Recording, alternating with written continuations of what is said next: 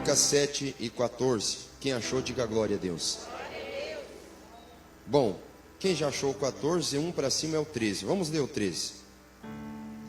Versículo 13 diz assim: se eu cerrar os céus e não houver chuva, ou se ordenar aos gafanhotos que consumam a terra, ou se enviar a peste entre o meu povo, se o povo que se chama pelo meu nome se humilhar e orar e buscar a minha face e se converter dos seus maus caminhos, então eu ouvirei dos céus e perdoarei os seus pecados e sararei a sua terra. Amém, irmãos? Digam comigo assim: Senhor Jesus, tenha misericórdia de mim. Senhor Jesus, nós somos rebeldes, Senhor.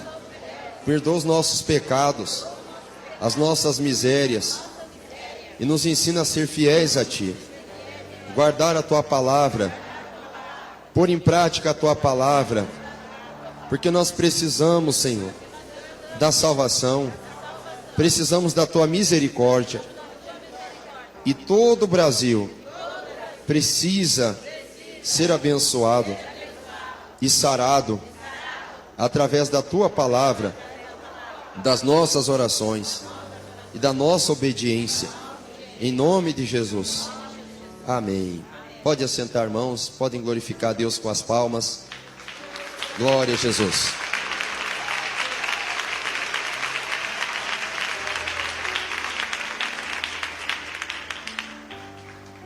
Amados irmãos, o rei Salomão, filho de Davi, o rei Salomão, filho de Davi, ele obteve um grande sucesso. Ele obteve um grande sucesso em seu empreendimento como rei.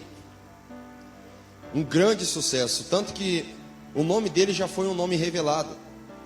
O nome Salomão do hebraico, Shlomo, é a mesma coisa que Shalom, que nós conhecemos, que é paz.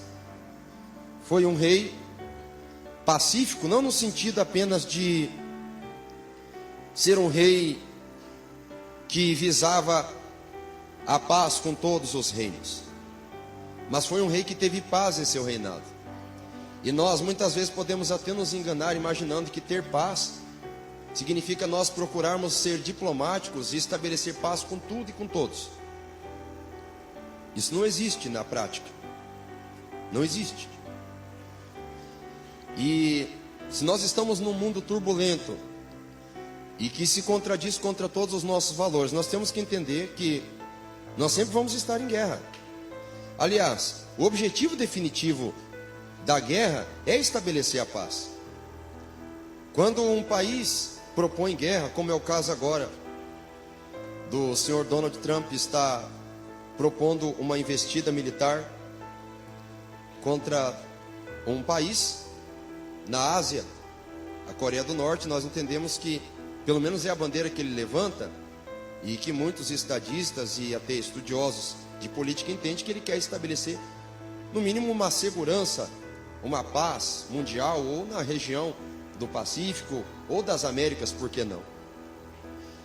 Então o nome Salomão já queria dizer um rei que teria paz, que teria sucesso em seu período de reinado. Isso foi Salomão. Ele constrói um templo a Deus. Demora 20 anos para que ele construa esse templo. 20 anos para construir o templo e a casa dele. É fenomenal. É fantástico. Não tem palavras para se descrever. Estou dizendo aqui as palavras de Flávio José. Fenomenal e fantástico. Um grande historiador judeu, Flávio José, e não é porque ele era judeu. Está na Bíblia também. Toda a magnificência do templo de Salomão. E no capítulo 6 nós vamos encontrar ele fazendo uma oração a Deus. Ele faz uma oração ao Senhor. Uma oração sincera. Porque na verdade não tem como nós fazermos uma oração a Deus que não seja sincera. Toda a oração dos homens será sincera. Porque diante de Deus, nenhum segredo fica encoberto. Então é exatamente quando nós estamos falando com Ele, que nós seremos esquadrinhados em tudo que nós falamos. Então ele faz uma oração pedindo misericórdia para Deus. Apesar de eu não concordar com o que acontece hoje com muitos judeus, de os judeus idolatrarem mais Jerusalém do que ao Senhor. Eles idolatram muito Jerusalém mais do que ao próprio Deus. Isso faz parte de um tipo de nacionalismo. Mas Salomão, nas entrelinhas, ensinou os judeus a serem assim. Porque na sua oração a Deus mesmo, ele diz: Senhor, quando o povo estiver em guerra, e o povo se direcionar para o santo templo de Jerusalém, que o Senhor os ouça. E se o teu povo for levado para o cativeiro, quando eles se propuserem a orar ao Senhor, se voltando na direção do templo de Jerusalém, ou da cidade de Jerusalém, que o Senhor os ouça. Nós vamos ver Daniel executando esta orientação, apesar de ser uma orientação de entrelinhas, uma orientação baseada na oração de alguém. Daniel executou assim, no capítulo 6 e 10 de Daniel nós vamos encontrar. Mas, amados irmãos, Salomão ora a Deus, uma oração tão sincera, tão bonita, e nós vamos encontrar uma resposta de Deus. Deus responde a Salomão. Deus responde a Salomão. E a manifestação de resposta, e isso é muito importante. Não basta nós nos contentarmos que a nossa oração seja apenas respondida. Não que nós vamos ser soberbos, temos que agradecer a Deus pelas mínimas coisas que Ele faz por nós, e temos que reconhecer que nós não merecemos o favor de Deus. Mas quando eu digo de nós não nos contentarmos apenas com Deus nos ouvir, é porque nós temos que pedir isso. E nós vamos pedir isso não exigindo de Deus, mas através do nosso comportamento, que Deus não apenas nos ouça, mas que Ele manifeste a sua glória em nossa vida. Nós precisamos da glória do Senhor. E quando Salomão termina a sua oração, a Bíblia diz que uma glória extraordinária de Deus envolve todo o templo. E quando essa glória de Deus envolve todo o templo, a glória de Deus envolve o templo, os sacerdotes não conseguem ficar de pé na presença da glória que o Senhor envia sobre o templo. Os sacerdotes não conseguem permanecer diante de tamanha manifestação que não se via, que não se conhecia. Eles até têm um conhecimento por ouvir falar da glória de Deus, o que é um tipo de um fumo, de uma fumaça, de uma nebulização. Mas eles ouvem falar por Moisés, por relatos do Pentateuco, mas eles não têm experimentado ainda o que significa essa glória. Até que quando Deus responde à oração de Salomão, esta glória de Deus se manifesta. Esta presença extraordinária de Deus se mostra a todo o povo, a glória do Senhor. E não existe, irmãos, algo de mais extraordinário na vida de um crente do que a manifestação da glória de Deus. Não pode existir. Com o passar do tempo tem sido procurado substituir esta glória com alguns subterfúgios. Temos visto isso. A glória de Deus sendo substituída por algumas apresentações teatrais. A glória de Deus sendo substituída talvez por algum tipo de entretenimento, por algum tipo de preenchimento cultural, por algum tipo talvez de apresentações artísticas, ou talvez até, ao invés de um verdadeiro culto, um circuito de palestras, ou um circuito de conhecimento e aprofundamento. Isso eu sei que é útil, que é verdadeiro, mas a glória de Deus não pode ser substituída por nada, porque é uma necessidade, é uma demanda do homem. O homem nasceu para adorar a Deus e para a glória de Deus se manifestar em sua vida, e isso nada pode substituir, nada.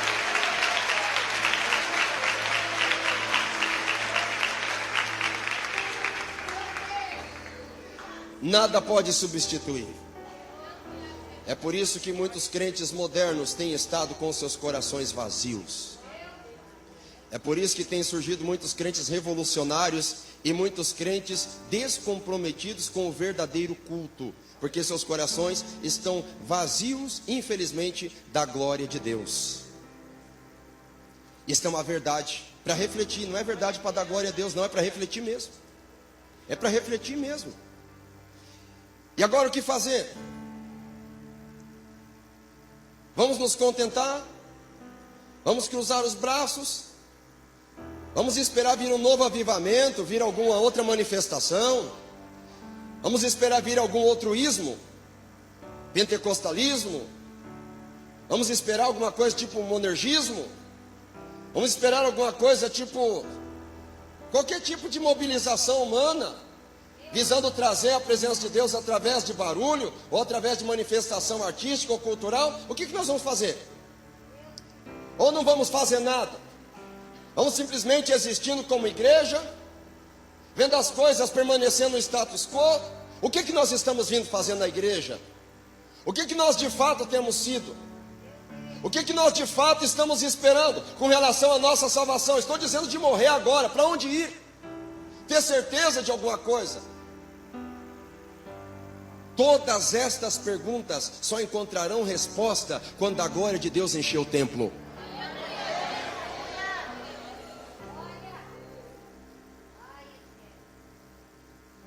Talvez eu sou muito antiquado, sou muito arcaico, medieval, conservador ou qualquer outra coisa, mas eu nunca consigo esquecer a minha infância, quando não se tinha perguntas desse tipo, crentes com crises existenciais, da onde eu vim, para onde eu vou. Eu vou te explicar por que não existia isso, porque a glória de Deus no templo era real, não era falácia nem conversa, era real a glória de Deus.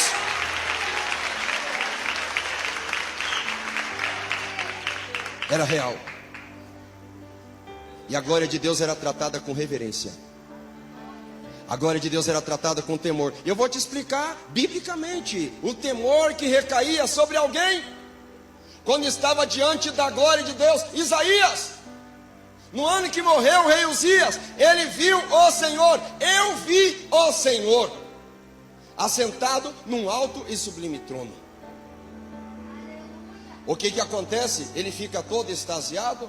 O que acontece? Ele fica, na linguagem de alguns pregadores modernos, ele fica todo aleluiado ou qualquer outra coisa. Ele fica assim espalhafatoso ou coisa. Não, senhores. Não, senhores. Sabe o que ele diz? A primeira palavra que sai da boca dele, expressão de dor: ai. Ai de mim que já vou perecendo, porque habito no meio de homens de lábios impuros. Se você acha que hoje existe profanação no sagrado, se você acha que hoje existe problema sério com a retórica, com a linguagem, com a baixeza da nossa comunicação, até entre crentes, imagine, nos dias de Isaías não era tão diferente assim não. Não é um fenômeno moderno, não são os neologismos que estão corrompendo a linguagem entre cristãos. Não é um fenômeno novo. Satanás já trabalhou dessa maneira nos tempos de Isaías também. E quando se diz homem de lábios impuros, não queria apenas dizer de homens que falavam palavrões ou que eram lisonjeiros, mas também línguas enganadoras, mentirosas, e não só isso, falácias, engano e tudo mais. Então a glória de Deus não podia se manifestar. Aquilo era uma utopia para Isaías. Mas quem foi que te falou que Deus, sendo o criador dos céus e da terra, do Salmo 24, de Deus é a terra e a sua plenitude, ele vai se encolher, ele vai fechar as narinas por causa do pecado, e vai se afastando, e não quer mais saber de nada, e não vai se manifestar? Não, senhores, de vez em quando ele decide quebrar o protocolo e fala: eu vou aparecer, vou manifestar minha glória, para mostrar quem que manda. Eu ainda sou o Senhor. Xarabacanta labalabastéria. Aleluia. Deus manifesta a sua glória. Todos se prostram no pátio, todos se prostram no saguão. Ninguém aguenta a glória de Deus. Ninguém resiste à glória de Deus. Quando eu digo ninguém resiste, é porque quando a glória de Deus trabalha, não precisa de uma mensagem bonita, bem elaborada e dentro de todas as regras da hermenêutica para as almas se converter. O Espírito Santo vai lá e trabalha.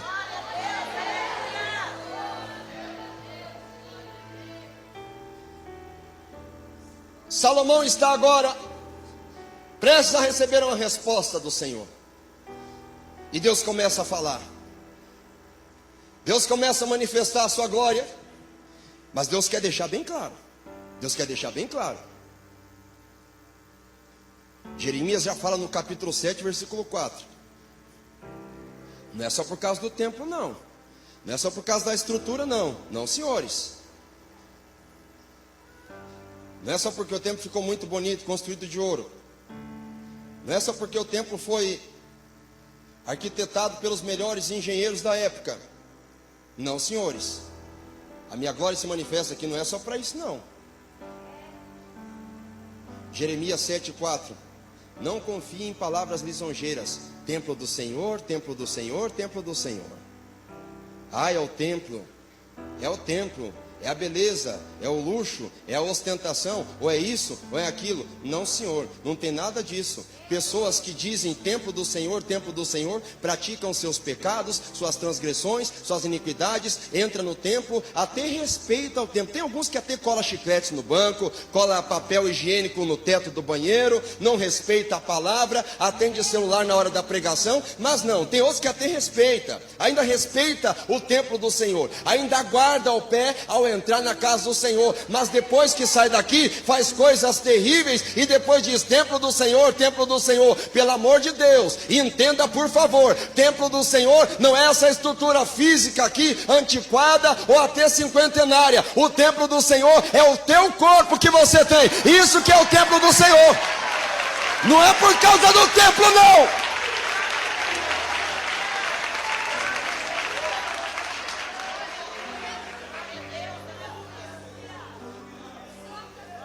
Deus quer fazer coisas extraordinárias em Israel. Deus quer fazer coisas extraordinárias em Jerusalém. Deus quer manter a linhagem davídica. Deus quer perpetuar a linhagem de Davi no trono. Deus não quer que ninguém saia do trono. Deus quer que todos estejam muito bem estabelecidos, porque afinal o Messias há de chegar. Então Deus apresenta algumas condições para ele abençoar o povo de Israel. Se o povo que se chama pelo meu nome. Você sabe o que significa essa assertiva bíblica? Se o povo que se chama pelo meu nome. O que é isso? O povo que se chama pelo meu nome. Quando se fala de Deus, o que você vai se lembrar? Você vai lembrar de muçulmano? Não, muçulmano é Alá. Uma estrutura intelectual que eles desenvolveram, que eles querem chamar de Deus, mas é Alá, não é Deus. Quando se fala de Deus, que povo você vai se lembrar? Você vai lembrar dos crentes. Quando se fala de Deus, você vai se lembrar do que? No tempo de Salomão, você vai lembrar dos judeus. Quando se diz, se o povo que se chama pelo meu nome, qual é na mentalidade de todos os povos ao redor? Quem é? Yahvé, Elohim. E quem está relacionado? Judeus. Se o povo que se chama pelo meu nome são os amorreus, heteus, heveus, gigazeus, midianitas, amonitas, moabita. Não, senhores. Quando se diz o povo que se chama pelo meu nome, está dizendo dos judeus. Se o povo que se chama pelo meu nome, quando se falava do nome de Deus, já se lembrava dos judeus. Então os judeus tinham que ter uma responsabilidade. Eles não podiam ser idólatras porque eles eram monoteístas. Eles não podiam ser profanos porque Deus já tinha dado uma ordem, ser de santo porque eu sou santo. Eles tinham que ser irrepreensíveis porque Deus os colocou como testemunho. Por isso Deus está dizendo, se o povo que se chama pelo meu nome, e quero que você entenda o seguinte, com a ascensão da nova aliança, o povo que se chama pelo nome de Deus, somos nós. Então eu e você, nós não temos somente o direito de ser abençoado, o direito de ser curado, o direito de ser tocado, o direito de ter uma vida próspera aqui na terra e ainda a salvação. Nós temos deveres e principalmente de honrar esse título, o povo que se chama pelo nome do Senhor. Nós temos dever de nos comportar como crentes fiéis na presença desse Deus. Se o povo que se chama pelo meu nome, se o povo que se chama pelo meu nome se humilhar e orar, só que você vai encontrar aqui a oração depois da humilhação, porque não adianta orar sem se humilhar. Se o povo que se chama pelo meu nome se humilhar. Você sabe o que é se humilhar? É se vestir de panos de saco. Você sabe o que é se humilhar? É cobrir a cabeça com cinza. Você sabe o que é se humilhar? É apregoar jejum total. Você sabe o que é se humilhar? É rasgar as vestes. Isso é se humilhar. Sabe o que é se humilhar? É pôr a boca no pó. Mas eu preciso esclarecer para os irmãos aqui, porque tem algumas campanhas modernas, que tem pastores que até proclamam algumas campanhas, é o dia de se vestir de pano de saco. Eles compram um monte de saco de estopa nas distribuidoras que fornecem para as embalagens de batata, de cebola, enfim, e fazem essa campanha. E olha que eles arrecadam, hein? Arrecada. E o povo se veste com pano de saco. Outros promovem as campanhas, é dia de rasgar as vestes. Só que tem uns que são espertos. As roupas da Coach, da Pura Mania, da Leves, da Fórum, da Zap, da Triton, eles deixam em casa, eles colocam mais velhinho, vai lá, coloca por cima, mais velho e rasga. E rasga as vestes. Colocar cinza na cabeça. E já diz, hoje eu nem vou passar gel, porque eu vou jogar cinza na minha cabeça, vou estragar meu penteado, né? Tem uns que são mais espertos, colocam por cima do boné, ou do chapéu, sei lá. Coloca cinza na cabeça. Não, eu vou apregoar um jejum, vou declarar um jejum. Só que é o seguinte, o meu jejum é do meio-dia até as 3 da tarde. Com direito a água e fruta. Porque é jejum de internet, de filme, é jejum de pornografia, é jejum de palavrão, é jejum de contenda, é jejum de fofoca, é o jejum. Está valendo tudo hoje em dia. Está valendo tudo. Entendeu? Está valendo tudo. Vou botar a boca no pó e dobra o joelho e taca ali o beiço na terra aqui assim, ó. Levanta para cima, aquilo é só pó. Aonde ele está? Claro que tem uns que são mais espertos que enfia a boca no carpê, né? Coloca até um lencinho por baixo aqui. São espertos. Onde eu dobrar o joelho eu vou colocar a boca no pó, já coloco o lencinho aqui. É assim. Será que é isso a humilhação? Porque eles fazem esses rituais. Fazem esses rituais. Talvez é até sincero, porque não foram bem ensinados, mas fazem esses rituais. Entram na igreja, até guardam o pé para entrar no templo do Senhor. Só que quando saem para a balada de novo. Saem para fumar de novo, para beber de novo, para adulterar, para se prostituir, para fazer o que bem quer, o que bem entende. E adiantou, será que isso é humilhação? Tem uns pastores por aí que fazem umas campanhas fiasco, que daí querem fazer a campanha, daí nem eles mesmos aguentam, daí eles começam a dar desculpa por aí, né? Você sabe o que quer dizer rasgar as vestes? Não é você pegar a tua roupa, que Deus te deu condição para você comprar, e você sair rasgando a sua roupa. Não. É você pegar a roupa do pecado, é você pegar a roupa do mau costume, é você pegar a roupa do orgulho e rasgar de cima até embaixo.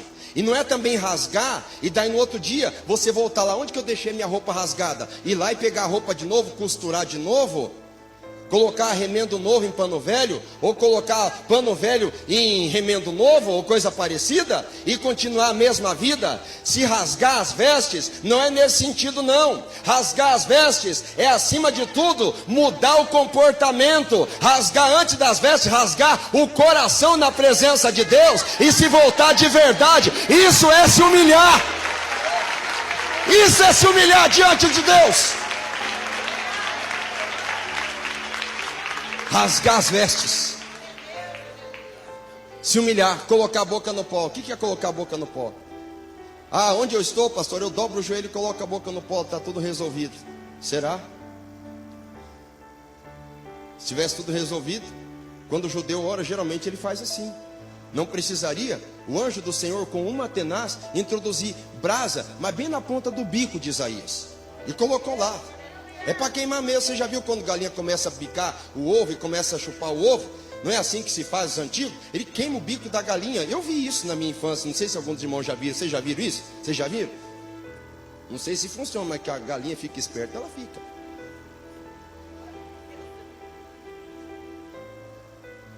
Um pouquinho menos de rituais, um pouquinho menos de hipocrisia, um pouquinho menos de ostentação e um pouquinho mais de sinceridade e verdade. Um pouquinho menos.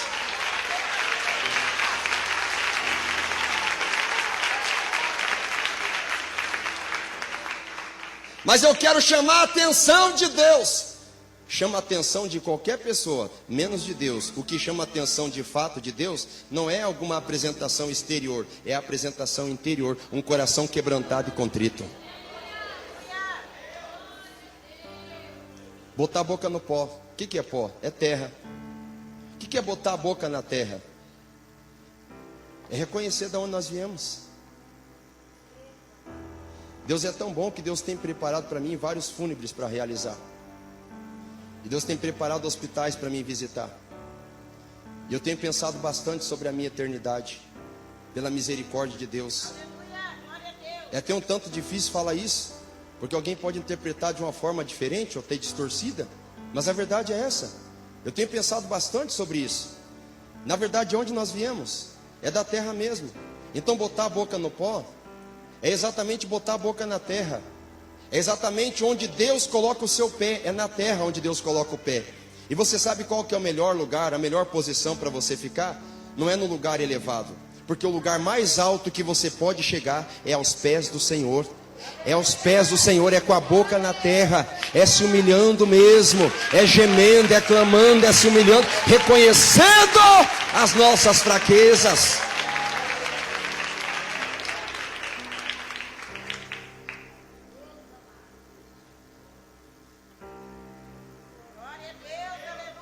Se o povo que se chama pelo meu nome se humilhar e orar. Oração. Você sabe, irmãos, quando nós falamos de oração, o povo de Israel até acabou por sistematizar. É claro que depois se tornou muito mecânico o sentido de tudo isso, porque ficou estipulado que para se orar deveria ser pelo menos 3 vezes ao dia ou 1 hora por dia. Daniel fazia isso, orava 3 vezes por dia e abria a janela do seu quarto para a banda de Jerusalém. Jesus disse: não pudesse vigiar nem 1 hora comigo. E sabe, irmãos, por muito tempo eu pensava comigo, eu não quero aprender orando com o Salmo 91, com o Salmo 23, que eu vou confessar para vocês, que quando eu comecei a orar com 17 anos, que eu me converti, eu orava 30 Salmo 91, mais 30 Salmo 23, mais 30 Mateus 6 e 9, Pai Nosso. Eu falava, não, isso é uma repetição. E várias pessoas diziam para mim, e eu até entendo que é verdade. Depois eu comecei a mudar a oração daquela maneira, como se eu lesse o versículo e interpretasse o que estava escrito ali. Mas depois a correria do dia a dia é tamanha que daí parece que a gente vai se afastando daquilo de original, daquilo inicial, daquilo primitivo em nossa vida, que daí a gente já acaba não fazendo mais nada. Se deixar, vai chegando a um ponto de inércia que a gente já não faz mais nada. É igual o irmão falou aqui, chegou a hora do perigo, meu Deus. Chegou a hora do acidente, ô Jesus, perdoa meus pecados. Ou está diante de um bandido com uma arma na mão, Jesus, perdoa meus pecados. Eu vou fazer uma pergunta aqui. Será que quando Jesus estava pendurado na cruz do Calvário, Jesus pediu perdão por seus pecados? Ou quando Estevão, sendo apedrejado, ele pediu perdão por seus pecados? Não. Não.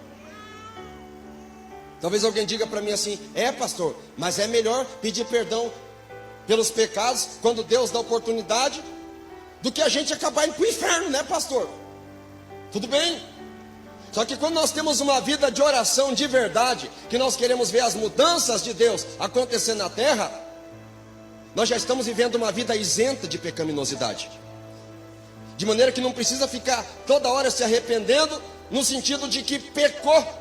Se for para viver se arrependendo, é somente pela natureza pecaminosa e pelas frequentes tentações. Mas vale lembrar que tentação não é pecado cometido. Tentação é uma coisa, pecado consumado é outra. Quando nós estamos em oração na presença de Deus, constantemente, da maneira que Deus propõe a Salomão, do povo orar, nós estamos tão preparados que em qualquer situação que acontecer, é como Jesus: em tuas mãos entrego meu espírito, ou como Estevão: perdoa porque eles não sabem o que fazem, porque nós estamos tão preparados e tão conectados com Deus, que nós agora, como crentes, depois de Estevão ou de Jesus, só temos algo a dizer: ora vem Senhor Jesus, porque nós temos uma vida de oração, temos uma vida de contato com Deus, temos uma vida de conexão com Deus.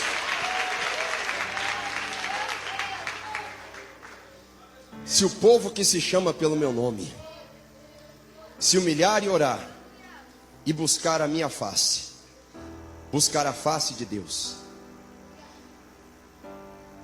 Irmãos, por mais que possa parecer que eu esteja forçando a interpretação aqui, eu vejo, e eu vou falar o que eu vejo, o que eu sinto, e eu tenho certeza que o Espírito Santo está conduzindo a mensagem nessa noite. Quem crê diz glória a Deus. Eu já ouvi alguém falar e eu acreditei, e eu entendo como sendo válida essa interpretação. Se o povo que se chama pelo meu nome se humilhar e orar e buscar a minha face, Deus propõe buscar a face dele.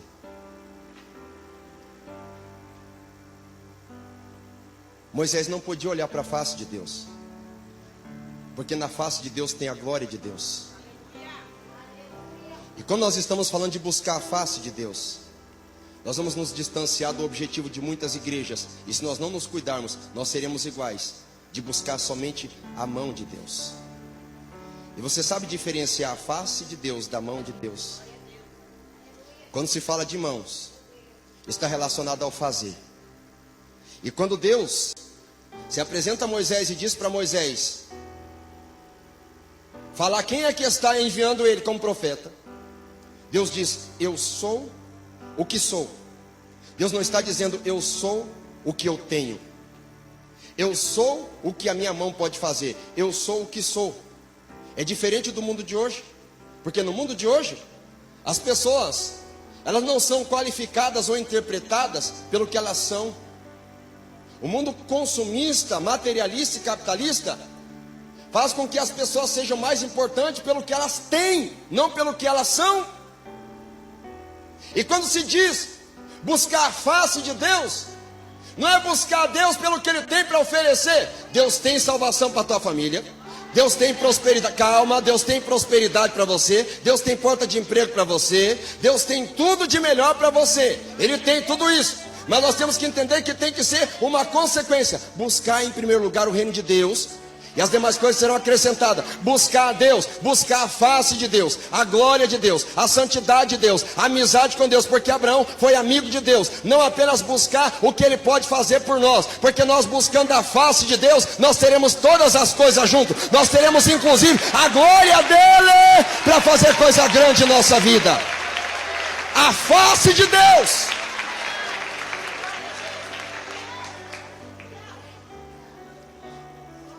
E se converter dos seus maus caminhos. Se converter dos seus maus caminhos. Mudar a direção. Quando diz de se converter, nós podemos facilmente remontar essa interpretação ao tempo de Adão, a natureza de Adão, e que nós herdamos ela. Não adianta negar. Se Paulo não negou, quem somos nós hoje para negar a natureza? A natureza pecaminosa. E quando nós falamos da natureza pecaminosa, nós podemos facilmente ir em Hebreus capítulo 9, 22, que diz que quase todas as coisas se purificavam por sangue. No testamento de Moisés, quase todas as coisas se purificavam por sangue. Quando se diz quase todas as coisas, é porque não eram todas as coisas. E eu vou dizer uma coisa para vocês aqui, que talvez alguém se escandalize. os nossos pecados,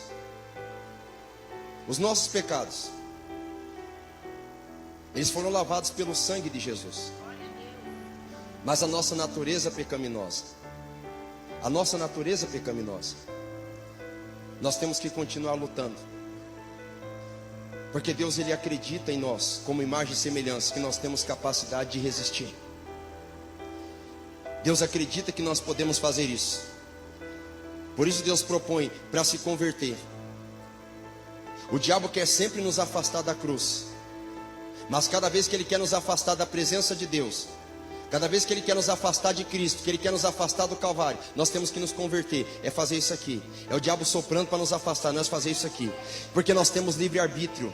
Não existe predestinação. Isso é doutrina furreca, má interpretação de teólogo que estava com muito sono, ou que estava com algum problema mental, ou de repente com algum tipo de interpretação fornecida pelo diabo. Nós somos senhores de nossa decisão. Me desculpe, mas a verdade é essa. Nós temos livre-arbítrio, nós não somos robôs pré-programados para fazer alguma coisa aqui, outra coisa ali. Não, senhores. Nós temos que nos converter à palavra que está dizendo. Nós temos que fazer o que é correto, e nós temos que pedir para Deus nos dar força, sim, mas nós temos que agir, nós temos que tomar atitude, se converter do mau caminho, porque se existe mau caminho, existe perdição, e Deus não tem prazer no que se perde. Nós temos que nos converter.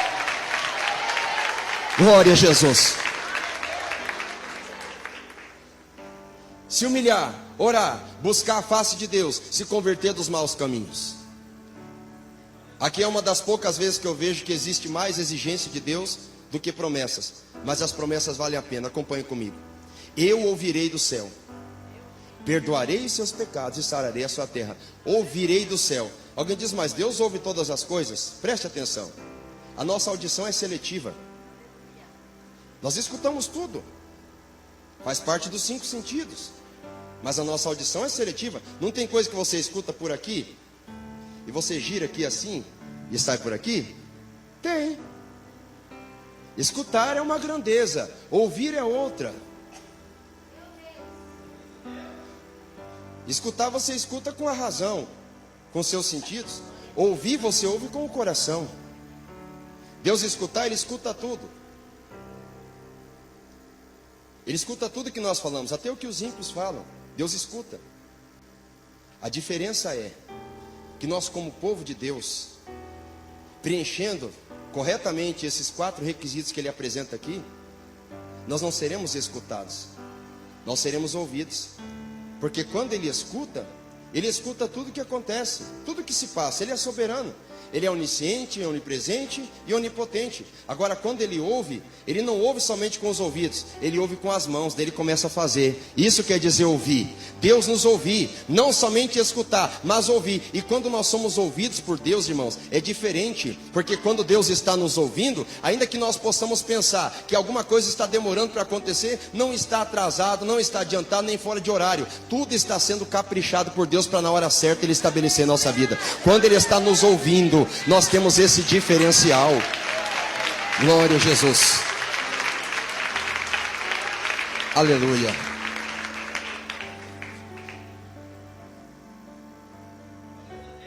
Eu acho interessante a ordem.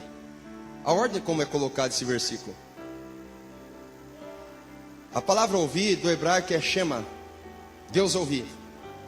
Eu ouvirei do céu, perdoarei os seus pecados. Poderíamos dizer que Deus é tão santo que primeiro Ele perdoa o pecado para depois ouvir. Não, Ele é tão misericordioso, tão misericordioso, tão misericordioso, que Ele ouve. E a seguir Ele perdoa. Aí eu entendo que para Deus perdoar alguém, Ele precisa ouvir. E Deus ouve. E se Ele ouve, Ele perdoa. E se Ele perdoa, ainda há esperança para o Brasil. Perdoarei os seus pecados e sararei a sua terra.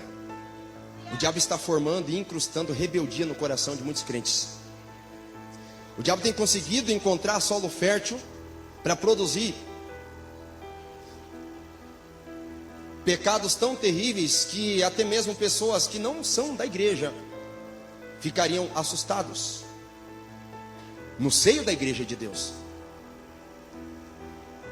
Deus conta com alguém para sarar a terra. E sabe com quem Deus conta? Se o povo que se chama pelo meu nome, eu e você, Deus conta conosco para sarar essa terra. Deus conta com a nossa oração, com o nosso jejum, com a nossa conversão, com o nosso arrependimento verdadeiro, com a nossa humilhação de verdade na presença dEle. Fiquem de pé, por favor.